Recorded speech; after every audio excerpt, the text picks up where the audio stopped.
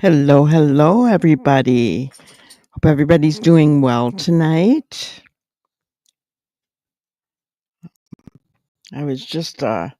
I jumped onto Justin's live for a little bit and I was kind of chuckling to myself because I was kind of going down the same road he is. Great minds. How is everybody doing? I know that there is some sickness going around. Brenda Joe is sick tonight. And so, hello, Ginger Girl. Good to see ya.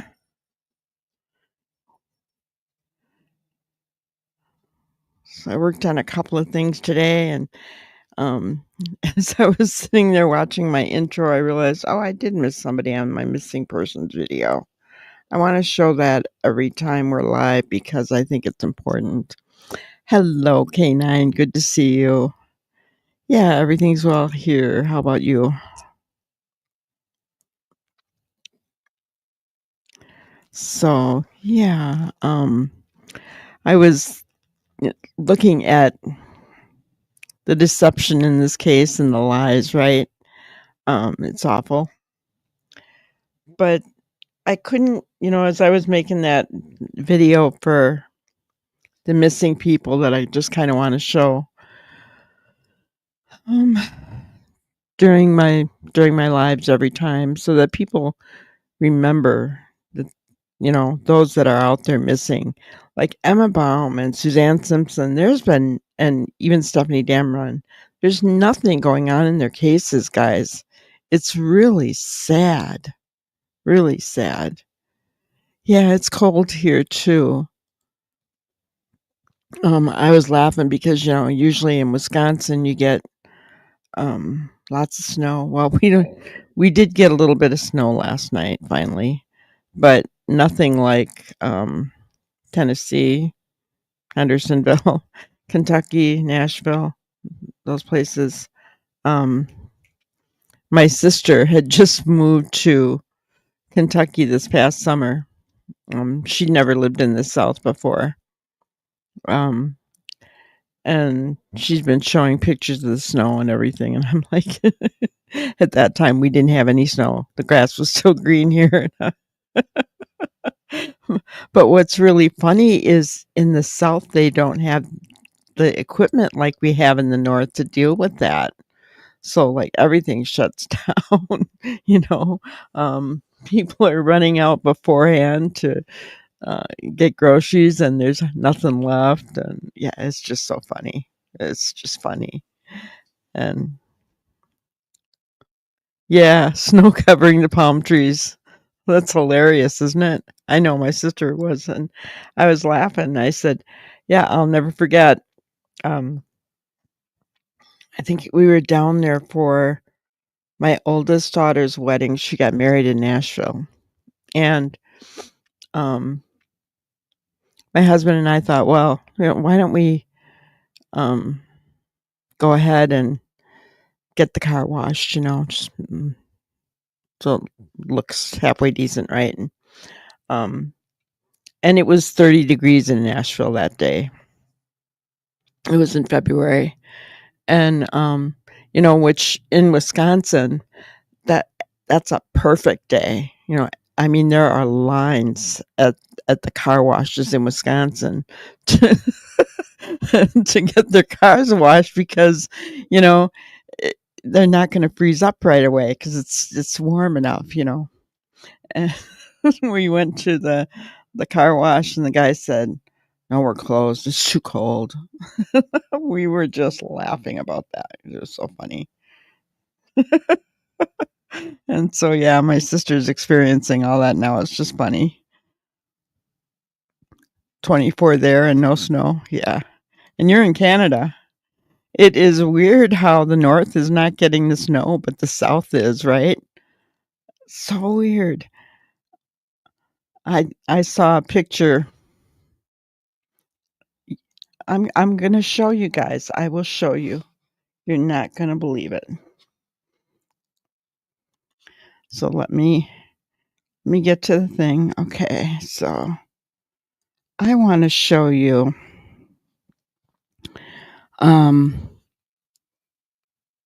busy the Sumner County Sheriff's Office is. Just gonna show you how busy they are. Okay? The Sumner County Sheriff's Office. Let's turn on the thing. How busy they are. The finest. They're busy looking for Sebastian. Ladies and gentlemen.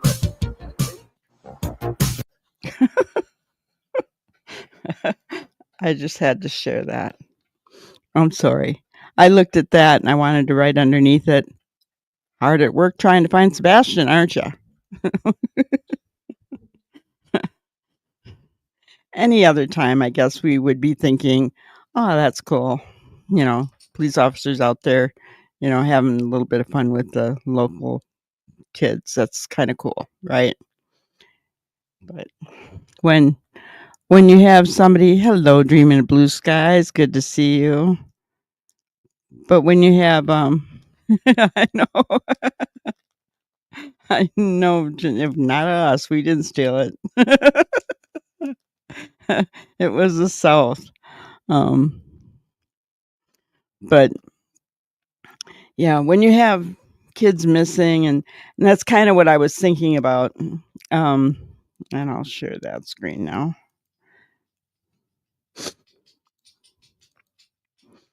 But I found this article, and it's the crisis of missing persons in America. And it was written on July 22nd, 2024. So about a half a year old, but that's pretty accurate, right? It says the issue of missing persons in America is a significant and multifaceted problem that affects thousands of families each year. From children and teenagers to adults and the elderly, people from all walks of life can suddenly and inexplicably vanish, leaving their loved ones in a state of anguish and uncertainty. This article delves into the scale of missing people crisis, examines the contributing factors, and explores the efforts and challenges in finding and protecting these individuals. The scope of the problem: the National Crime Information Center, the NCIC, we've heard that, haven't we, in this case, reports that in 2022 alone, there were 521,705 missing person entries. While many of these cases are eventually resolved, a significant number remain open, causing enduring stress for the families involved. Key stats: children and teenagers. According to the FBI, nearly 91% of the reported missing people are children. The National Center for Missing and Exploited Children plays a crucial role in tracking and recovering these young individuals. Adults. The remaining cases involve adults, often categorized into those who are missing voluntarily, such as runaways, and those who have disappeared under suspicious or unknown circumstances. Long-term cases. There are approximately 89,000 active missing person cases at any given time, with a substantial portion being long-term missing individuals. And I know one of them, which I forgot to put on my video today, is Kayla Berg, who is here right from my hometown in Wisconsin. She's been missing for 15 years, guys. Sad. That's long term, in my opinion, I think. Contributing factors. Several factors contribute to the phenomenon of missing persons in America. Runaways. A significant percentage of missing children are runaways, often fleeing from abusive or unstable home environments. Abductions. Both stranger abductions and family abductions contribute to the number of missing children. While stranger abductions are less common, they often receive substantial media attention due to their dramatic nature. Mental health issues. Adults with mental health problems, including dementia and Alzheimer's, are at heightened risk of becoming missing people. And then human trafficking. Some missing individuals are victims of that lured or coerced into exploitive situations. efforts to combat the crisis. Efforts to address the crisis of missing people in America are multifaceted, including law enforcement, nonprofit organizations, and community initiatives. Amber Alerts is a system critical tool for rapidly disseminating information about abducted children.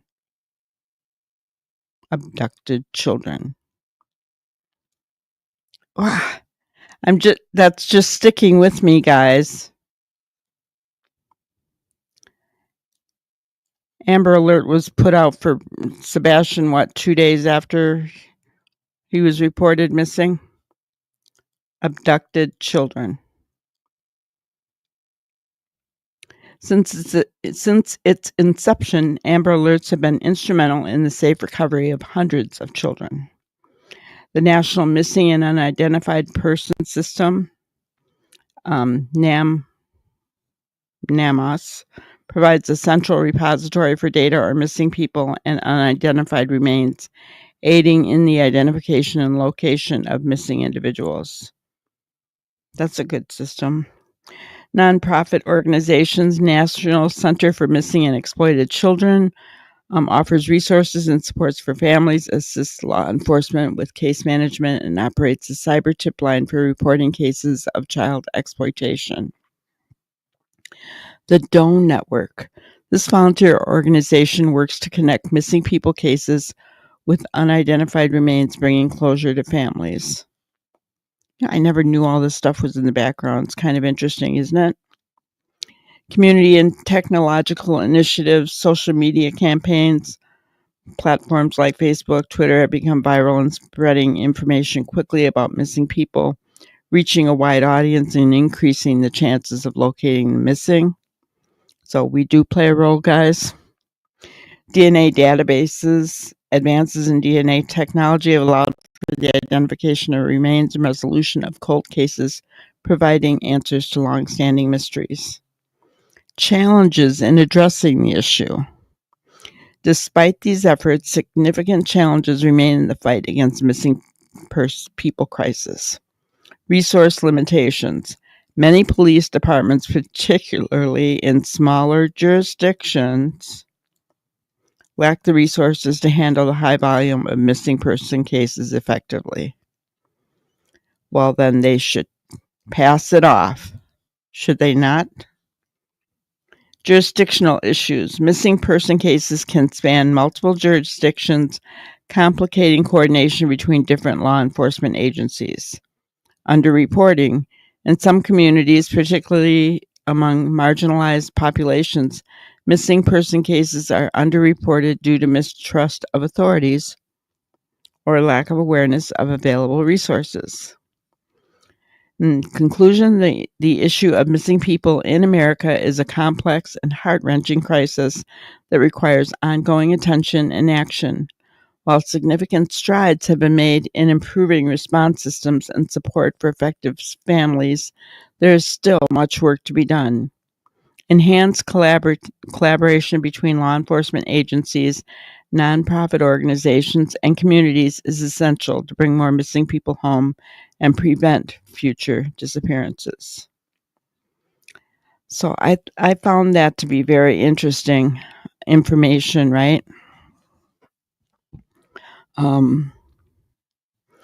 Yes, I agree with you, Ginger.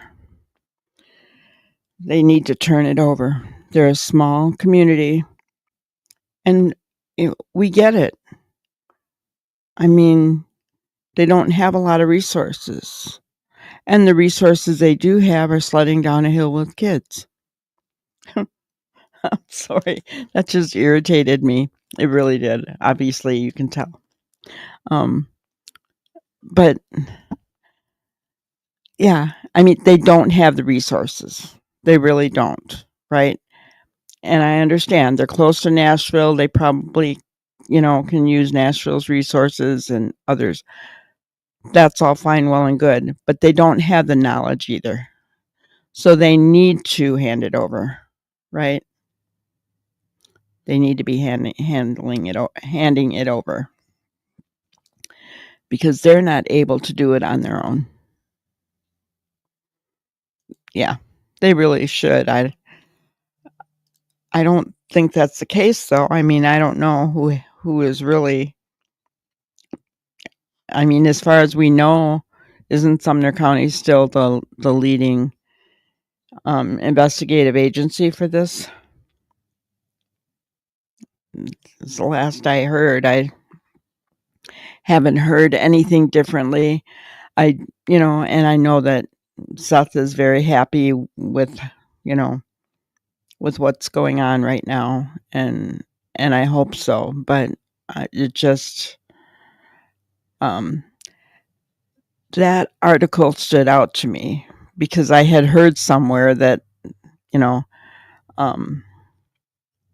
with the sheer amount of missing person cases, most law enforcement agencies are not able to keep up with their other crimes that are going on, let alone look for missing individuals.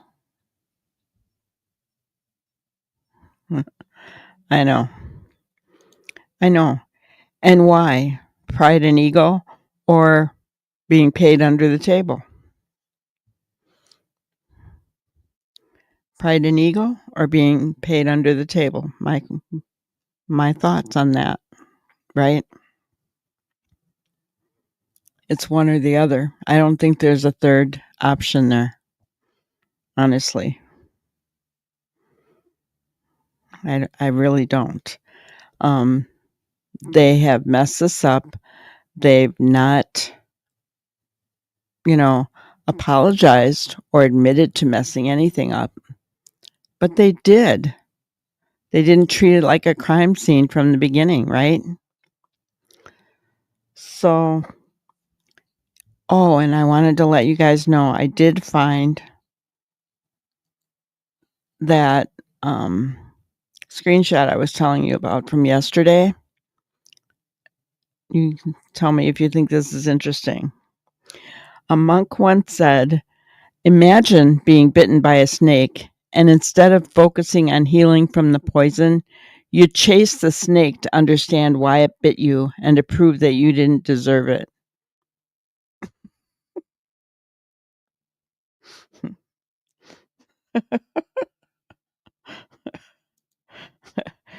And that's kind of what's going on in this case, guys. Right, Dreaming of Blue Skies, neither one of those options are good. But isn't that kind of what's going on in this case? I mean, I've had a lot of time to sit and think about this case and what I want to present every night, right? And some of this stuff, I mean, that would be totally stupid, right? You go and chase the snake. That's happening. Back and forth and back and forth. It's happening, guys. It's ridiculous. It's totally ridiculous. I I had to show you guys that. That's not the grannyism for today. It's not. I just had to show it to you. Oh, but tonight I really wanted to. I know that others are going through like the deception detective cards and all that other stuff. Well, I haven't spent money on that. But I did want to. He's got like a half-hour clip he's talking about the lies and the deception in this case. So we're gonna go ahead and share that and talk about it a little bit. All right. You're on X to confirm my suspicions. And guess what? Doug and his team had contacted him. Live interviews are the gold standard for spotting lies. Let's hear Chris Proudfoot discuss his missing stepson, Sebastian Rogers, on a true crime podcast to see if he slips up. I think it's a good thing sometimes just open your ears and hear what people are saying. For me personally, my biggest hang up, and Chris, we've talked about this as well, is that Katie has been so quiet. Now, there's two reasons why I can understand Katie being quiet. One, every time y'all come out and talk, it's ripped apart. I get that. And two, she may not be very good or do very well at public speaking. Okay. But I think that the issue that people have is that they haven't been able to humanize Katie because Katie has been so far away from the situation.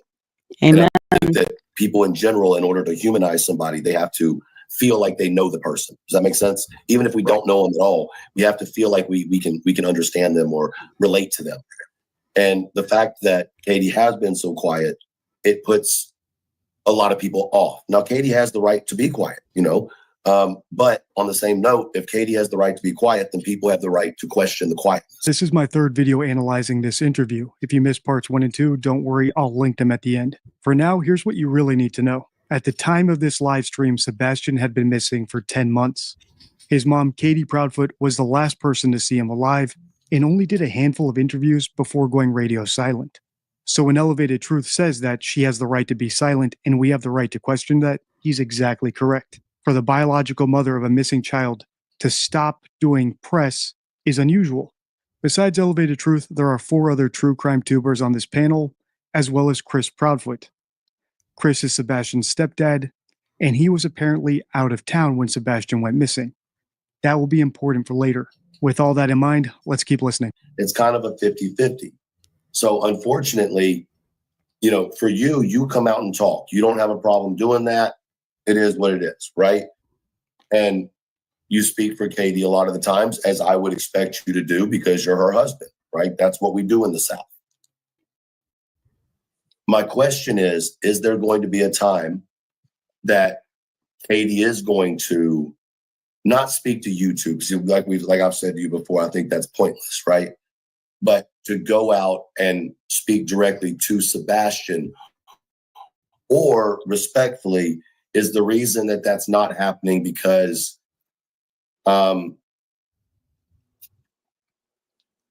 you're worried about whether he would be able to hear it or not? Like, is there a reason that she hasn't directly addressed him? She has, in some interviews, directly addressed him, especially when people ask the question if Sebastian could hear you right now or he's watching this. Katie has addressed Sebastian directly. On your screen now is my missing child presser checklist. These are 7 things that parents of missing children do spontaneously when they have an audience. In other words, these aren't things that they're coached to do by the police or the FBI or their attorneys.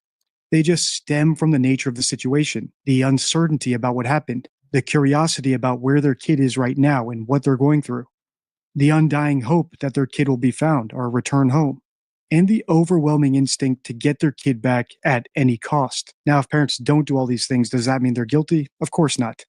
But it does suggest that we should investigate further. If you've seen my videos about Michael Monkey Vaughn's mom. So, I kind of like this. So, missing child presser interview checklist. Present tense. Are they speaking present tense? Are they cooperative? Are they inconclusive? Addresses kidnapper. Addresses the child. Asks for help. And call to action. So can you guys see there how many that Chris and Katie have missed? Not just once. Over and over and over again. Haven't they?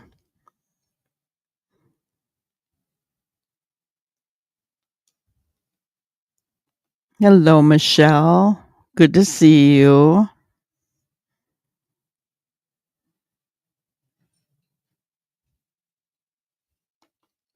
All right, so let's continue on.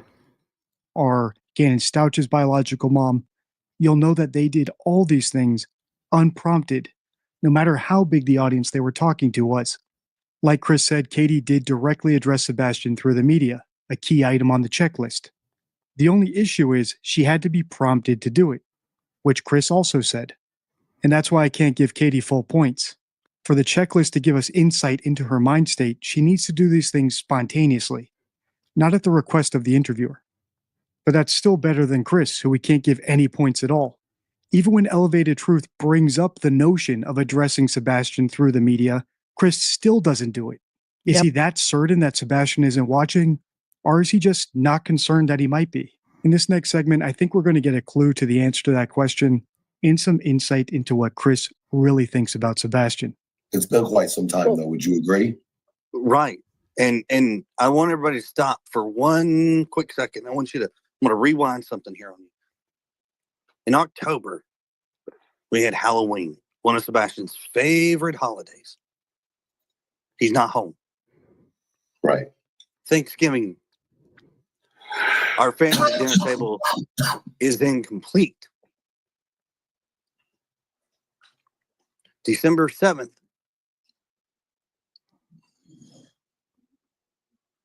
people couldn't leave the day alone. Sure couldn't. Christmas is coming up. Once again, we have an incomplete holiday.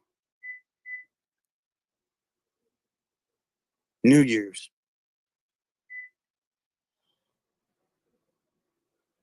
So she's just Valentine's Day. not.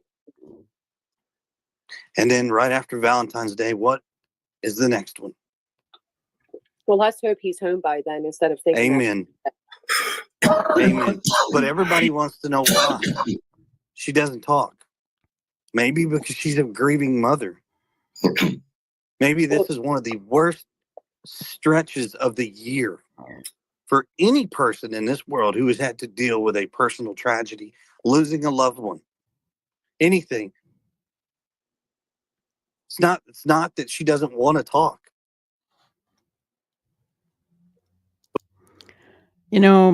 Sorry, I don't buy that. How many other mothers, how many of you would be out there talking, pounding the pavement to try and find your son? Look at Nicole Schmidt. I think every time she was on camera, she cried. But you know what? That's okay. That's all right. Is Katie too proud to cry for her son? Or she just doesn't care?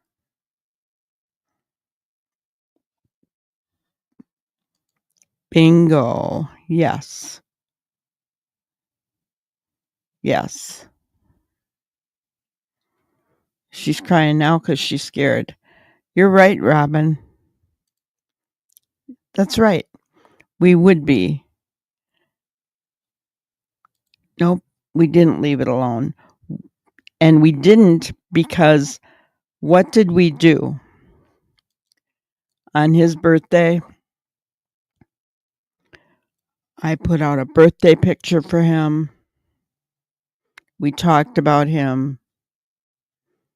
We didn't celebrate that he was gone, but he was in our thoughts and our prayers on that day. And so was Seth.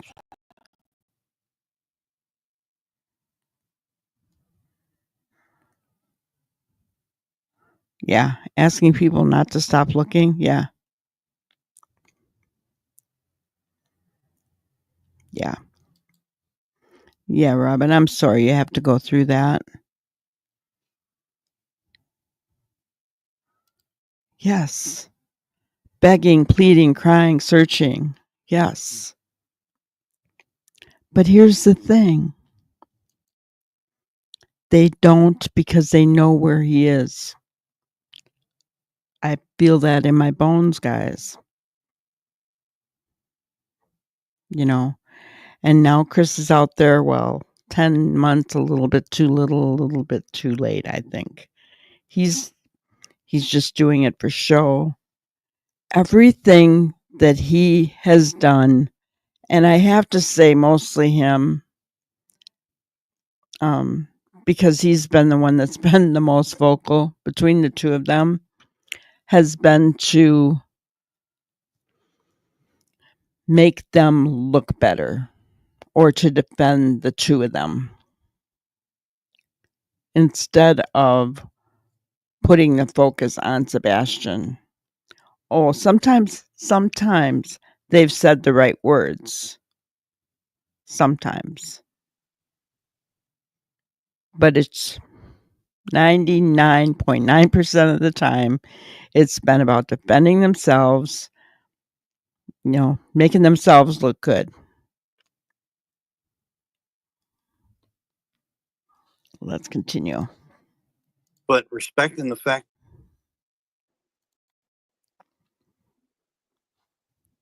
We lost you, I think. We lost you. We'll be back. how about now? Yeah, You're we good got now. you. There we go. Sorry. There we go. Well, Chris, I don't mean to interrupt you for a second. Addison, will you please make a comment so I can mod you? Queen asked me to mod you. So if you'll make a comment, please.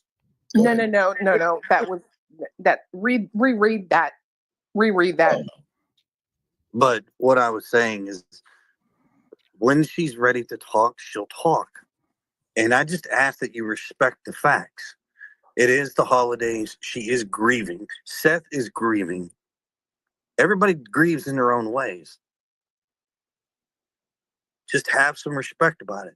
Notice how Chris didn't say he's grieving, just Katie and Seth. And what does grieving even mean? It's usually how people process death, not an ongoing emergency like the disappearance of someone who might still be alive. But that's not the only clue that Chris might know or suspect the worst. When he was defending Katie's strange silence, he didn't say that the holidays are hard for someone who's experiencing an emergency. Instead, he referred to the tragedy as complete, as if it's already over. But when your child is missing, it's not over until you have answers. If I'm being charitable, I would say that Chris seems pessimistic about the odds of Sebastian being alive. If I'm not, I would say it's more than that. a lot of people are saying that you guys aren't doing anything. Is there things that you guys are doing that you're just not broadcasting? We don't broadcast what we do because it doesn't, one, like you said before, it gets twisted. Mm-hmm. And secondly, sometimes not having what we do broadcasted is actually a lot more effective because we can focus on doing what we need to do. Finding Sebastian, looking into things, whatever we need to do.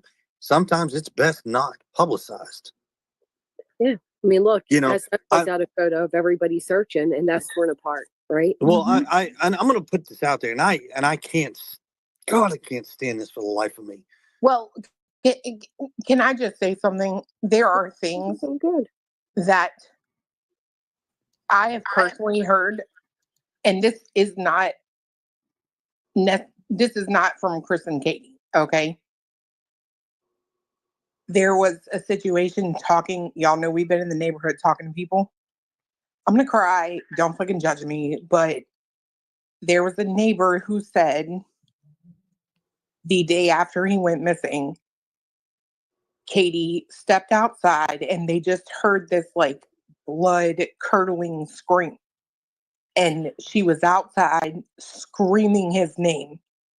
And then she just like doubled over and fell on the pavement. And for days, she left a blanket, food, shoes outside for him. And this person was like, it was the most heartbreaking thing. And she was like crying, right? Because my assumption is she's a mom and that hits you. You know what I mean? It chokes me up. Hearsay and gossip are totally unreliable, which is why I always try to focus on the suspect's own words. It's the reason I stopped analyzing this case for about 6 months, because the primary suspects stopped doing interviews. That said, let's assume this anecdote is true. What does it actually prove about Katie's guilt or innocence? At best, it shows that she's actively searching for Sebastian and she's genuinely heartbroken about his disappearance. But that doesn't mean she's clueless about what happened or even uninvolved. She could have sent him away in a fit of rage and now regrets that decision. At worst, Katie's actions here sound performative. Sobbing and screaming outdoors certainly gives the appearance of innocence to anyone within earshot, but it's far from the most meaningful thing she could be doing to help the search. In fact, the most useful things, like doing media interviews or working with Dog the Bounty Hunter and his team, are the things she refuses to do. In other words, doing one without doing the others suggests a desire to appear innocent without actually doing everything possible. And wherever we find these inconsistencies between one's stated desires and their actions, we often find liars. Oh, I understand. We often find liars. Oh my goodness. Well, first of all, there were during the time that that Illuminati said that she was putting that stuff out there, okay, was because remember they left after a week. Okay. So she didn't do it for days on end. She didn't if she left things out there, she didn't do it for days on end. Okay. Hello, Sylvester. Good to see you. So secondly, I mean, she left. She left in a week. Hi, Gigi. Yeah. So I tend to agree with Deception Detective. She's lying. Did she go out there and scream about blood curdling scream? Probably. She could have. I'll give her that. Was it guilt? Was it for show? Because, come on, guys. We've seen Katie's interviews. Has she ever gotten out of control on any of the interviews? Right.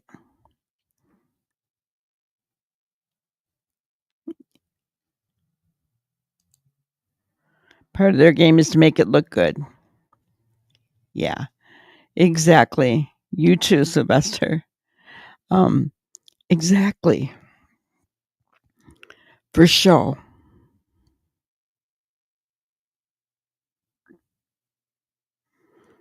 Good point, Ginger. Good point. If you knew the door code. Yeah.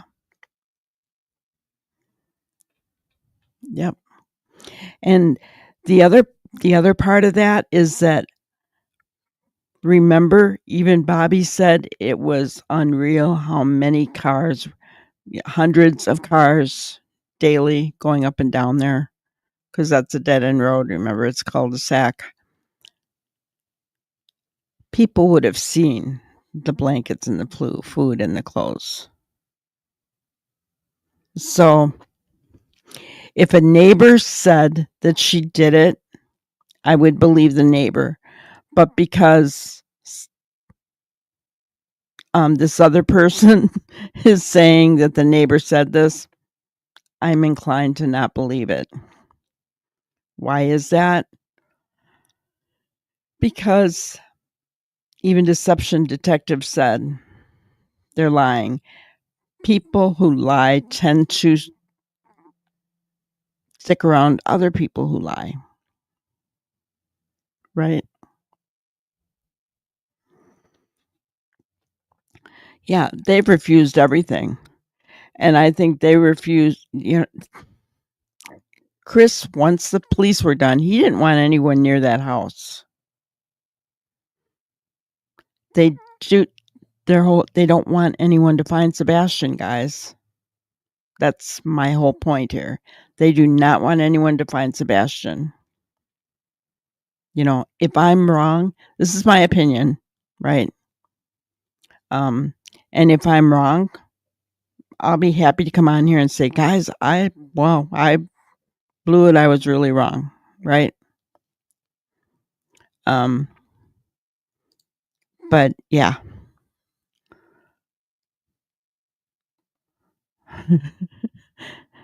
Hello, Poppy. Good to see you.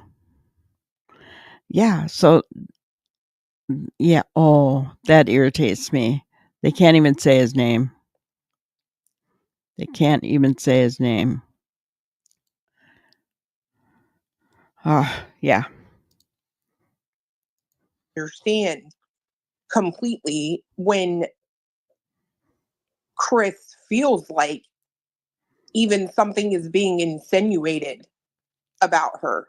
And I understand why he gets upset and immediately wants to come to her defense. He loves her. It's what he's supposed to do. Right. Like I said earlier, he's being a protective husband, right? Like, Well, yeah, I I get know it. people are going to push back because they're saying already, like, no, you cared more about the truck. To clarify, that right there was going to lead to another 100 live streams saying, boom, Chris is guilty. So it's not that he cared about the truck over Sebastian. He cares about, as he said, the misinformation and disinformation, or half of the information being out there that leads to our speculation that does not result or even help Sebastian be found because it's not based on fact. So no, he didn't care about the truck. That's being simple-minded. Well, I want to hear what Well, the once special again, that's detective where has to say people about this. they have their opinions, and I've stated the fact. Well, opinions don't write a probable cause affidavit, and people need to remember that. Your feelings about people and maybe them being shady or, whatever. And I'm talking to the creators and the viewers. They don't write a PCA, right? You have to have evidence. And as we all know, right now there is no evidence against anybody. So to start an investigation and hire a private intelligence agency and have them come out the gate after Chris and Katie is wild to me. Wild to me. What kind of intelligence agency starts an investigation with suspects in mind? It's fucking wild. Accusing someone without evidence is bad, but so is gathering evidence against them. This circular logic is a death spiral for truth seeking. And it's also why I only focus on de facto, actual guilt or innocence on my channel, not whether it can be proven beyond a reasonable doubt in court. Because in real life, that's what actually matters. And I urge you to think the same way, no matter what this panelist says. You're not a juror, and you're not building a legal case. You don't need to presume anyone's innocence. You can consider all the evidence, even the inadmissible stuff like polygraphs and statement analysis. And yes, you can form an opinion even if you're not sure beyond a reasonable doubt. Now, to be clear, I don't think anyone should be locked up based on these standards. The government should and must prove guilt beyond a reasonable doubt before taking away someone's freedom. You see what he says there? I'm not a cop. I don't care if a law was broken. Lying is enough to put someone in my sights. And I liked what he said about that whole panel. He saw what they were doing. He saw what they were doing, guys. We knew what they were doing, right? But he actually saw it. He doesn't know them people. He's getting to know them people because they're all attacking him now.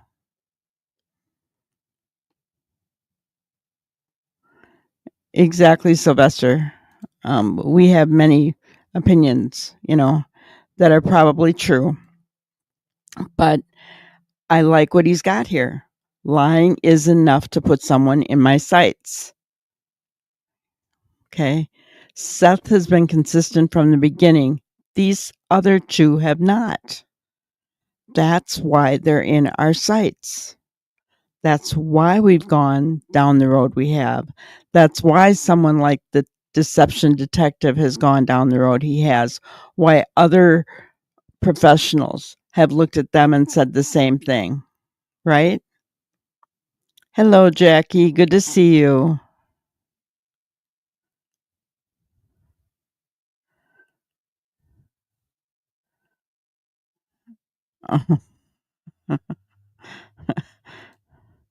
We won't go there. And I'm teasing you, Ginger. Yeah. Don't show the truck word. Now remember, guys, we're not going to talk about other creators, okay? We don't need them over here causing problems, okay? So we're not going to bring up their names in chat, okay? I love you all. I just don't want them over here. We've had a good run, and I want to keep it that way. But yeah, he sees it. And as far as you guys have no idea how I feel on that one. I can't even go there. I really can't because it would not be nice. All I can say is that I am a really true granny. I have 2 grandbabies, and I'm old enough to be a granny, so I'm a true granny. And true grannies are nice. True grannies love people and try to give good advice and grannyisms.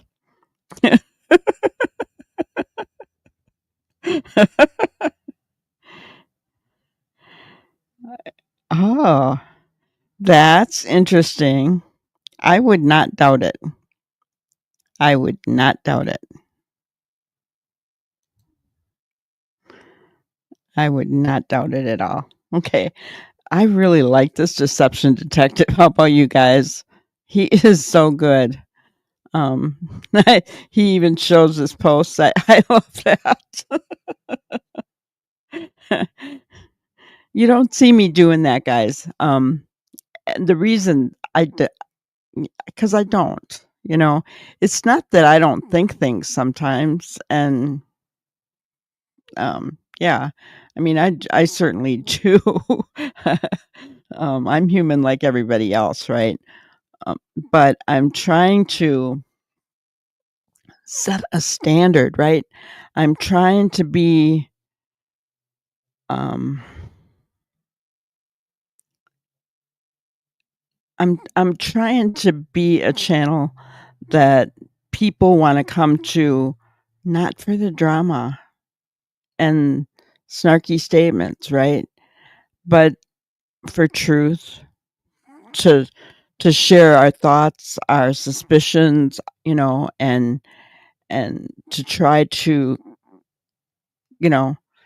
maybe help find these missing people that are out there, and that's what I want to do. And deception detective is getting blasted out there in Twitter land, guys. I should say X land. Is it still a tweet? I don't know. Just the yellow lenses, right?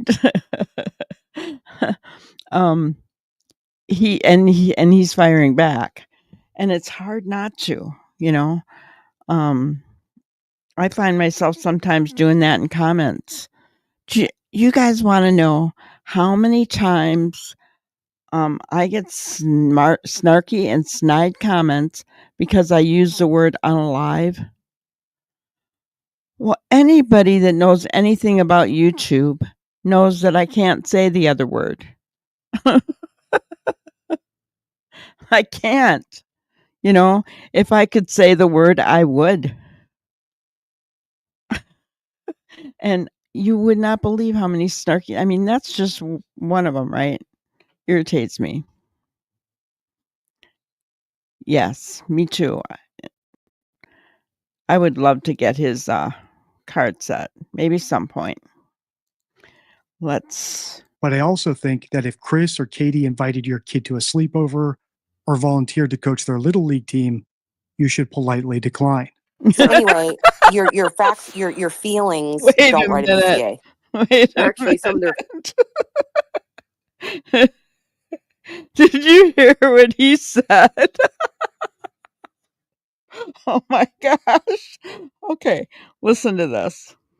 Or volunteered to coach their little league team, you should politely decline. So No. anyway, your facts, your feelings don't write a PCA.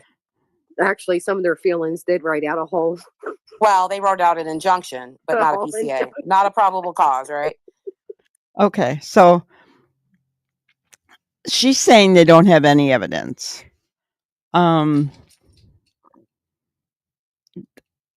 I don't believe that. And even yeah, exactly, Sylvester. I do. Right? Yeah. Oh, it's so frustrating. I get those comments and it just makes me mad. But probable cause and affidavit and all this other stuff. They will do that when it's time. It's building a case, right? Think about the Brian Koberger, Idaho 4 case, right? They were piecing evidence together until they had enough to do a probable cause. Didn't mean they didn't have evidence before that.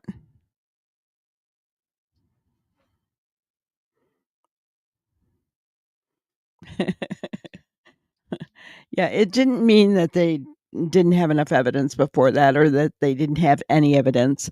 They build it to build their case. And trust me, when they have enough, they'll go forward with it. They will. So all this garbage that they're saying about probable cause and blah, blah, blah, just ridiculous, I don't know. They just feel like they're grasping at straws. That's right. And with circumstantial evidence, they need a lot, and it needs to, yes, because they don't have a body or anything yet.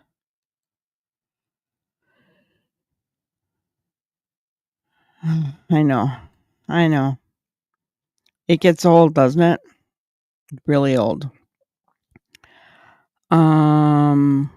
Chris, I believe, is 41. I'm not sure how old Katie is. There you go. That's what Sylvester says. Yeah, Chris, I knew Chris was 41. Yes. Craddock just said they had evidence he can't share. Yes. So they've got some, guys. And they knew it was an abduction right from the beginning. Crazy. Come on, like, that's not even gonna. and you have to be in true. I've been in true crime a really long time. You guys know me from the shows and stuff, but like, you have to be able to bend with the evidence, right? You have to. You can have an idea of something, but you have to bend your theory with the evidence. And right now, we all hate it, but there is no evidence, you guys. Well, Okay.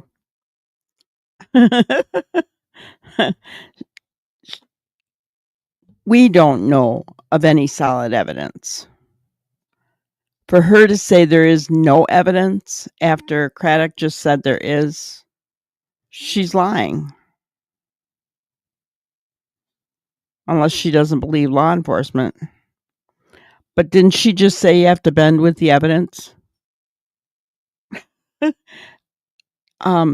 Famous last words. Somebody should write that down.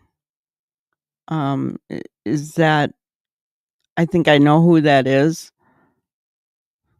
That statement. You got to bend with the evidence. yeah, and That we know about.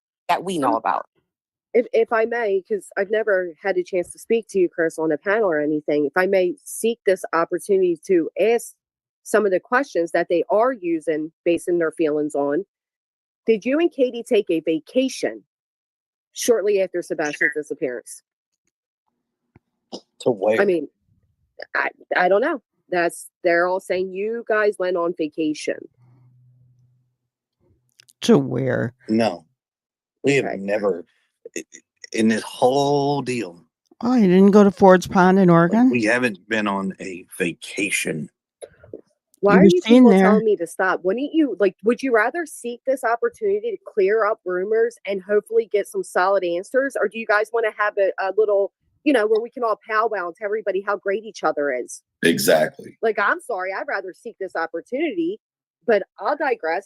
We'll go ahead. No, don't digress, because you're right. It is the perfect. Say whatever the hell you want. Fuck them people. This is what he's here for, but all right, you guys can. No, you're good. Granny, I've got you up here as a guest. If they don't like it, they can leave. I mean, I feel like these are solid. I don't know. Like, do we want to waste this away by saying like, "Oh, I respect you. Well, you respect me. Well, this is great." No, I want to hear about Sebastian. What, did you go on vacation? The answer is no. Do your parents own a private jet? Chris said he and Katie didn't take a vacation, and I believe him, but that doesn't mean they didn't spend the night somewhere else or even leave town. That's because the word vacation is subjective. If Chris personally defines it as a trip for fun or relaxation, he could honestly say they didn't take one, even if they were gone for days. And that's what I meant in the intro when I said that live interviews are the gold standard for catching liars. Imagine if Granny, instead of moving on to this next question about some private jet, I'll heard that. had asked some key follow-up questions like, okay, no vacation, but did you leave town at all? Did you spend the night anywhere else besides your own home? Would you be surprised to hear that some neighbors report your house being vacant for 24 hours at a time? As I've said time and time again in my videos, most people will avoid lying at all costs, especially about things that could be easily disproved, like their whereabouts. So they'll try to deceive you without technically lying, for example, by being overly broad, or overly vague, or overly specific, like what I think Chris is doing here with the word vacation. Pay attention to this next part because Chris is going to do it again. See if you can catch it.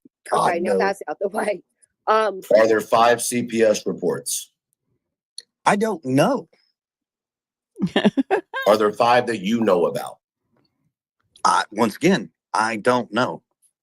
Okay. Does your family own a crematorium? No. Do you What know? else? Do you know the relative of Yada or Yada? Yala, what's her name?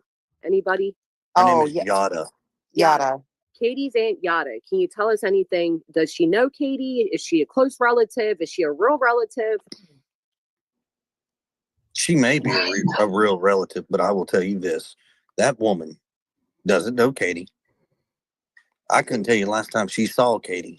And I will say this, because of the negative things that she has said, I hope she hears when I say this. She's not that important to Katie to give 2 flying shits about. Fair enough. Now, Chris, your mother has recently been vocal, and I assume it is in protection of you. People keep making jokes like mama's boy and all that, but I'll be damned, we'd all do the same for our kids. But she is going at it. Is that really your mother's account on Facebook? Are you aware? Is that a real account? My mother does have a Facebook account. Unless you show me what you're referring to, I don't know. Yeah. Keep in mind, there have been people out there that have made accounts saying they're me, and they're not. We saw that in the backstage. Oh, yeah. I have another one. Were you and Katie in Oregon in March? Nope. Okay. Were you ever suing a company when you were a janitor? Yeah. First, never been a janitor, and I didn't think so. Okay. So there's some questions in here. Yes, she is. So Ginger said that Yada saw Katie and Sebastian at the funeral. Yes, it was Katie's grandfather's funeral. And it was back in, don't quote me, but I want to say 2017, I believe. And I agree with you, Poppy. I don't think anyone is important to KK except KK. Yeah, I agree. Yeah. Yep. It was her grandpa's funeral, right? Don. Yeah. He raised her, I believe, since she was 9. Don and Suzanne. If I have that right. It's what I'm hearing. Okay, so it is really hard. Yes, yes, that's right. It was just before the divorce from Seth. And yes, guys, listening to this panel irritates the crap out of me.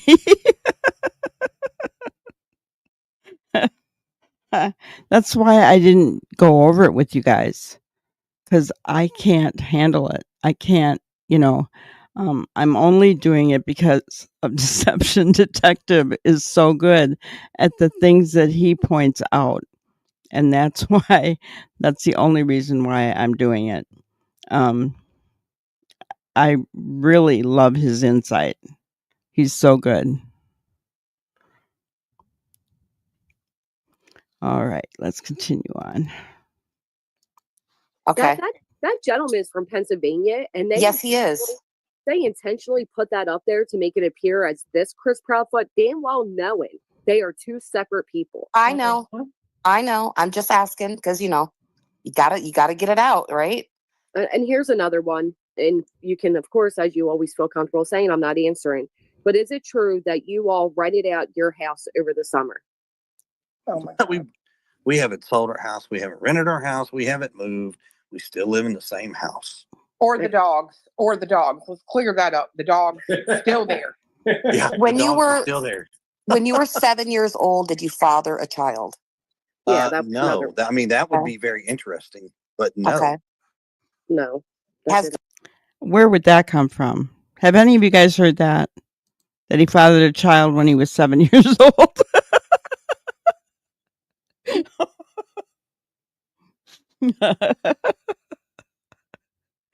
I never heard that one. I honestly didn't. I know, Canine. I know I can't either. I just can't. I don't know how. I don't know what his name is. Deception Detective. I think he likes to stay anonymous for a reason, but he, I don't know how we can sit there and not just go crazy. He is very objective. I give him that, and I think we all get triggered a little bit by it because we're so invested in this case, aren't we? I mean, we really are. So it makes it very difficult for us to listen to.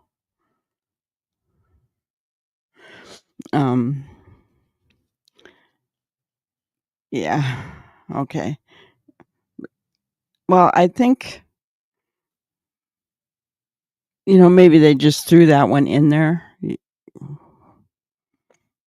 like trying to make it sound like those who believe Seth are crazy. I mean, 7 years old, everybody knows that's, I don't know, impossible, I think. Dog the Bounty Hunter knock down your door? No. Okay. Dog the Bounty Hunter has yet to even try to contact me directly. What does he got there? Weakening modifiers. Because he has knowledge that dog he has receipts that dog tried to contact Chris. So Chris just lied there. Oh, interesting. Okay. So I'll put that out there. Chris is lying. That was my first thought when I heard this because the word directly wasn't part of the question. Chris added that in himself, so I reached out to Dog the Bounty Hunter on X to confirm my suspicions. And guess what? Dog and his team had contacted him. His denial was so specific and subjective, it was technically true. But was it misleading and deceptive? Absolutely. If he'd done this under oath, where you have to swear to tell the truth, the whole truth, and nothing but the truth, I could see a judge holding him in contempt. But in the real world, we don't have that luxury. Your best defense against these clever verbal gymnastics are pointed follow-up questions. Okay, Chris, Dog didn't directly contact you, but has he attempted to contact you? Have he or any of his people tried contacting Katie or your attorneys? There's quite a few of them, so let me get out my notebook. But no, seriously. So, are you aware? Or do you have a neighbor near you that is in contact with YouTubers that you're aware of? I don't know who does what in my neighborhood, Okay. other than the households that we've been able to talk to, and they've been extremely helpful in the very beginning of the investigation, and even until now. There might be one or two who do not. One, most of my neighborhood doesn't even know us. Right. They've never even spoken to us.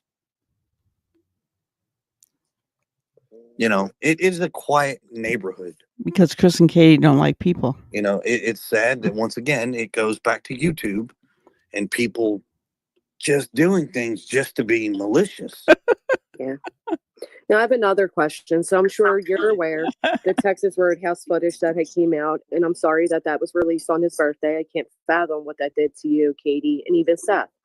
But in that was footage, are you aware, did Sebastian have a cell phone with him that night? I don't know. I wasn't there. Okay. And then I guess would you want to know then what Kate if Katie was taking photos of Sebastian, and if so, where they like did she send you a photo of him that night at the Texas Roadhouse, or do you have any idea Yes, what those photos yes, were? she took a photo. Yes, law enforcement knows exactly what the photo was and who it went to.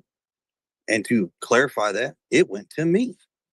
And I'm going to guess that his face is kind of in his salad eating.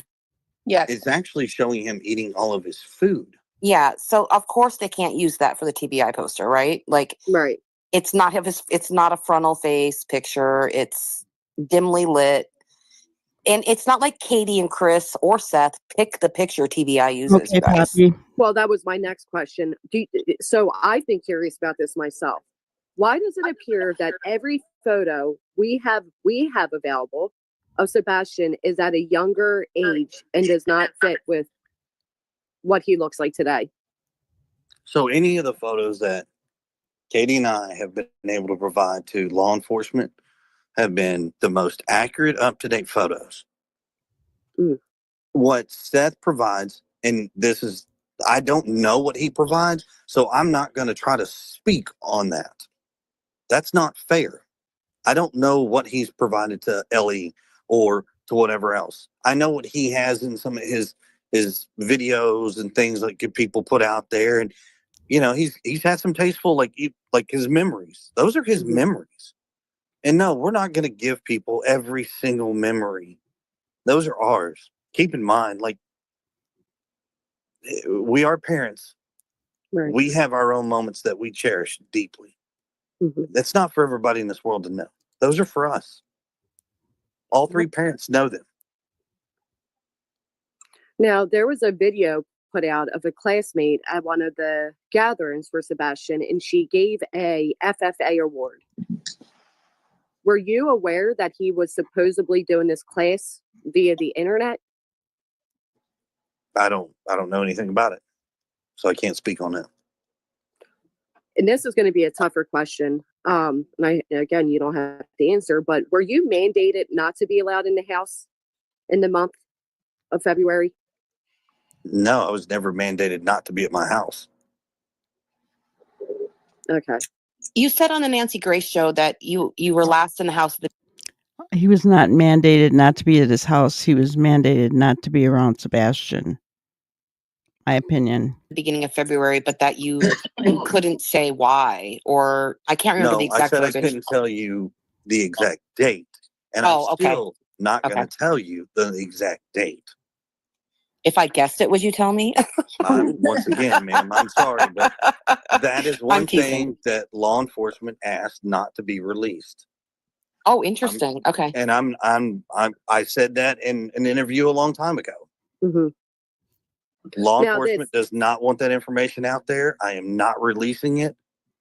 It's just know the last time I saw Sebastian was early February until I came home February 26th. That's all I can tell you. Okay. I Now, understand. this green hoodie guy, do you know anything about that? Green hoodie can woman. Katie explain, or can you explain why this gentleman was next to the car? What that actual, Woman. like what was happening in that footage? Is that footage correct? what I can tell you about that is law enforcement has talked to Katie. She's been able to answer all their questions.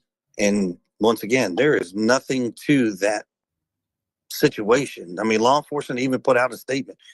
Has nothing to do with it. Has nothing. Katie was seen on camera talking to a mystery man while Chris was out of town on work. He's not suspicious at all about that?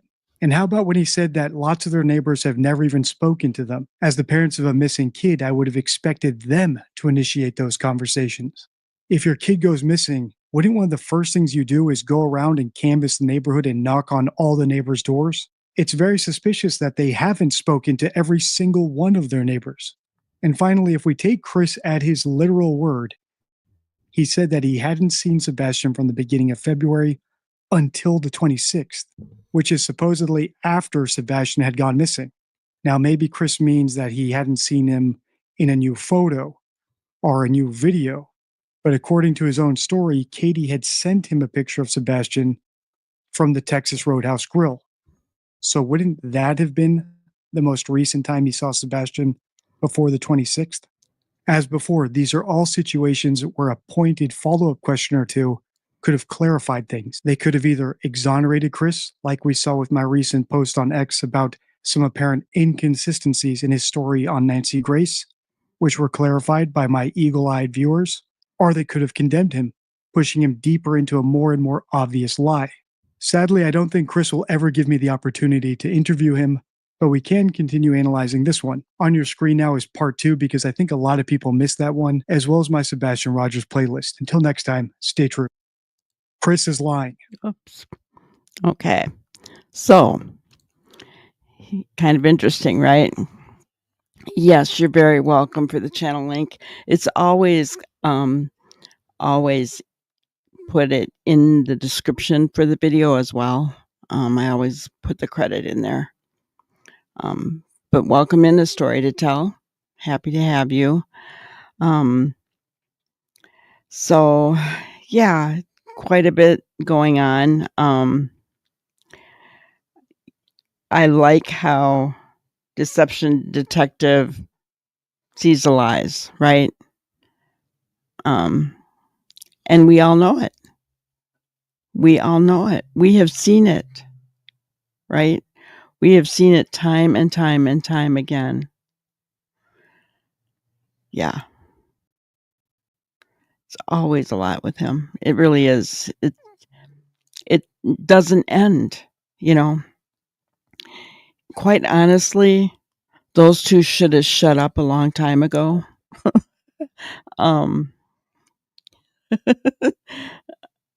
Because they don't know how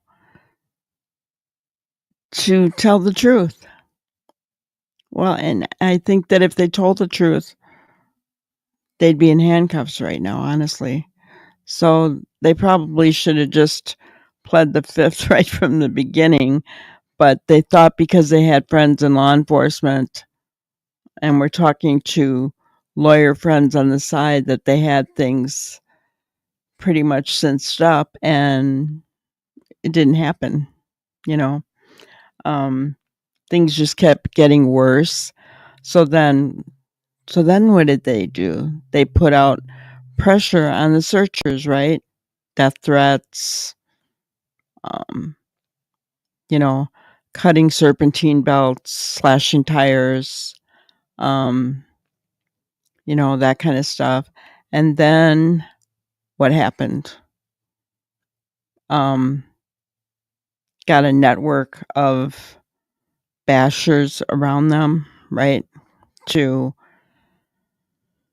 cause distractions and misinformation and saying that we're the ones putting out misinformation, you know. And guys, everything that that we say, we either say that it's speculative and it's our opinion, right? Or we have receipts. We know where to get them, right? So, and we all know one lie leads to another and to another. Yeah. And Can you imagine? That's 10 months of lies, guys. No wonder Katie shut up. I wouldn't be able to keep it, you know? Oh my gosh. Yeah, I wouldn't be able to.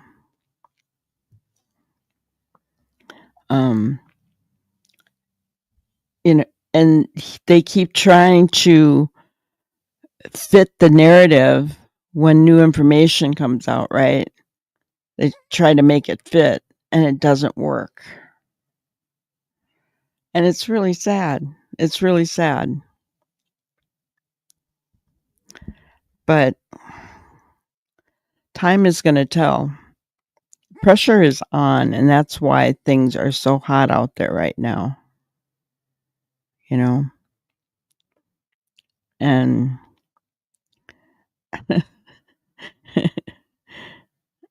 you know, if people would stop chasing the snake,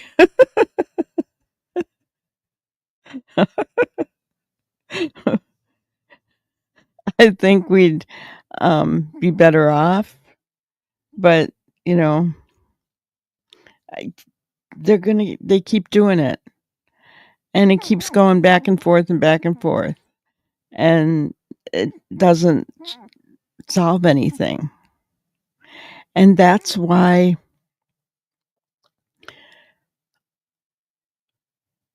this case is just blown up. You know? The one thing in that article that kind of stuck out with me, I'm gonna reread it again.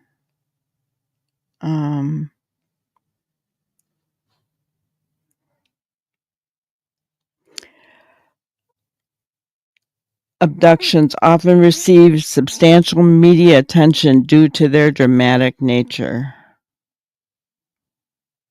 Right? Well, it's certainly dramatic, isn't it?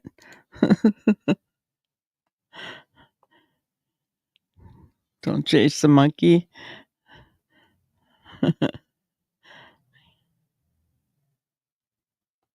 Wow, sit and watch the intermission, right? For those of you who may not have been here when I showed this, so imagine being bitten by a snake, and instead of focusing on healing from the poison, you chase the snake to understand why it bit you and to prove that you didn't deserve it.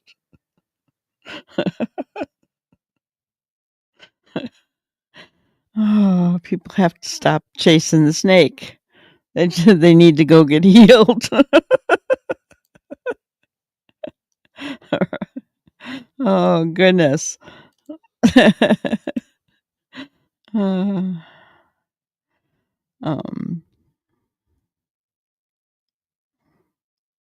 Yeah, I think so too. There's going to be some legislation that goes through.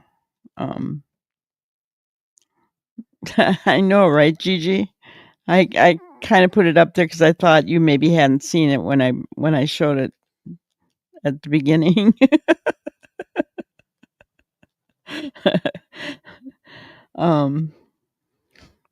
But yeah, quit chasing the snake. Go and get your bite healed and move on, because it doesn't solve anything. It really doesn't, right? No matter how we may try to defend ourselves, or, you know, what, it doesn't matter, because it doesn't help anything, you know. And that's what Chris and Katie have been doing. They have been trying to defend themselves in the public, all the while lying, you know, and they need to stop, you know. And I guess that's kind of what Katie did, stopped, right? But goodness, yeah. So what I'm going to do is leave it with our grannyism for tonight, because that wasn't our grannyism about the snake. That was just an extra added little bonus. The only people who are mad at you for speaking the truth are those who are living a lie. Wolf in sheep's clothing. The only people who are mad at you for speaking the truth are those people who are living a lie. Right? And yeah, that's kind of what it boils down to. Don't chase or feed the monkeys. There's nothing to gain. Yeah. Yeah. Well, I think we're going to see some big changes coming. I can't wait until At Night starts doing updates again. Hong was at it on X all night last night. Hello, NH. That's all right. But yeah, Hong was at it last night, big time.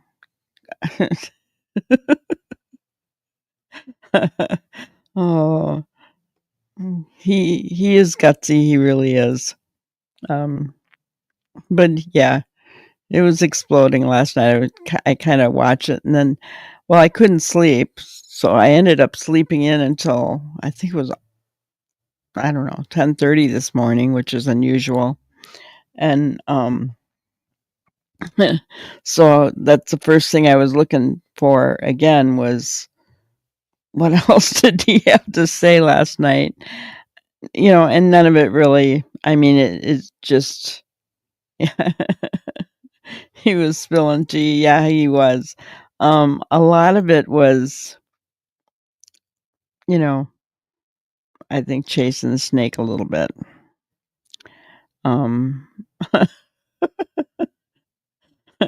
But, you know, Hong is his own self. You know, he's just who he is, and he doesn't take anything from anybody. I like that about him, you know. Everybody's got their own personal thoughts on this and how they want to react to it and respond, right?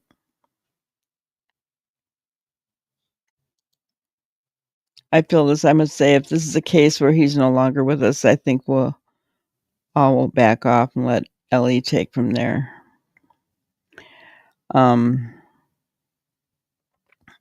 Yeah. I mean,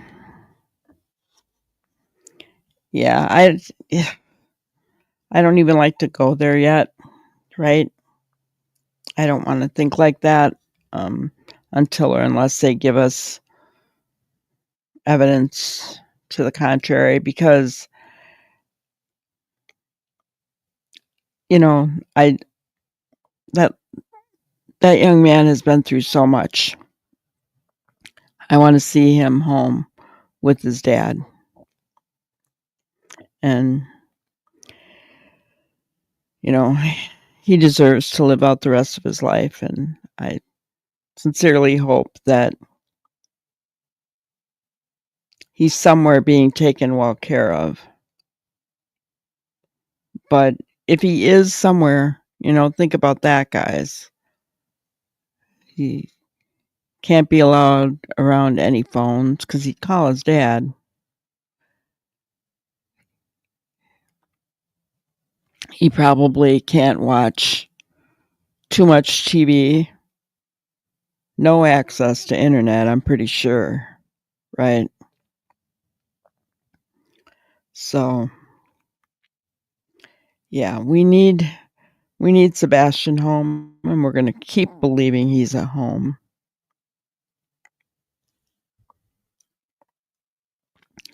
I pray he's still with us.